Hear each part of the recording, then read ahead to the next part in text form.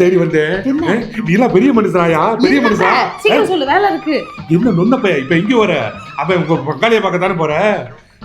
நீ வந்து 2 பாயிண்ட் கேட்கும் போதே எனக்கு ஒரு டவுட் வந்துச்சியா.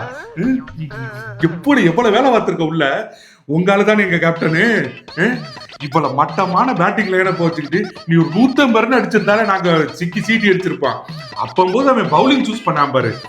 எனக்கு இப்பதான்டா அது புரியுது. அது போக எங்க பவுலிங் கோச்சே உங்க ஆளுதான். அவன் பறக்க உங்களுக்கு கப் வாங்கி கொடுத்துருக்கான். அது மட்டும் இல்லாம உங்க பேட்டிங் கோச், எங்க பேட்டிங் கோச் அவனும் உங்க ஆளுதான். அவன் கால ரத்தம் வடிய உங்களுக்கு கப் வாங்கி கொடுத்துருக்கான். இவங்க எல்லாம் சேர்ந்து எங்களை ஜெயிக்க வைக்க. நல்ல வேலை அந்த பத்திரானாங்கிறவனுக்கு கிளியரன்ஸ் கொடுத்திருந்தா இந்நேரம் வந்து அழகா அவன் ஒரு 50 ஒயிட போட்டு விட்டு உங்களை 250 கொண்டு போயிருப்பேன்.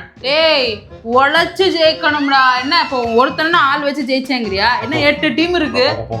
பீத்த பையன உடனே போய் பெரிய மனுஷனாச்சு 3 கப்பு வாங்கின என்ன இந்த போடு வர்ற பத்தியா. அப்புறம் தான் நான் மொத்தமா விசாரிச்சேன். நீ எல்லா டீம்லயும் ஆளை விதைச்சு விட்டு ஸ்பை வேலை பார்க்க வச்சிருக்க. புல்லுரிவுகள் இருக்காங்க. உன்னோட புல்லுரிவுகள் எல்லா டீம்லயும் இருக்காங்க. இப்ப அவங்கதான் ஸ்டார் பிளேயரா விளங்குன மாதிரி தான். இந்த ஃபேர் பிளே அவார்ட்ல நீ இறங்கிக்கிட்டே வந்த. இல்ல என் அண்ணன் கீழே இறங்காது. என்ன இந்த வருஷம் இப்படி வடவடன்னு இறங்கிட்டு வருதுன்னு பார்த்தா நீ அவன் மும்பைக்காரனோட சேர்த்துக்கிட்டு எல்லா கலாடும் ஜலம் பண்ணியிருக்க. உழைச்சு ஜெயிங்கடா. வந்து பேசினல 192 ஃபர்ஸ்ட் அடிங்க, ஃபர்ஸ்ட் கிளிங்கன்னு அப்பவே சொன்னேன்ல. நான் உன்கிட்ட சொன்னா இல்லையா?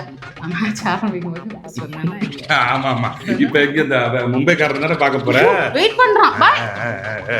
சீட்டர் காக்குகளா 2 பேரும் சேர்ந்து இப்ப ஆர்சிபி போய் வம்பளுத்து அந்த கடுப்புல நாளைக்கு மேட்ச்ல அவ எல்எஸ்ஏ போட்டு பொழக்க. இதெல்லாம் ஒரு குழப்பம் தர்றாங்க. இதுல வேற ஆண்டைசா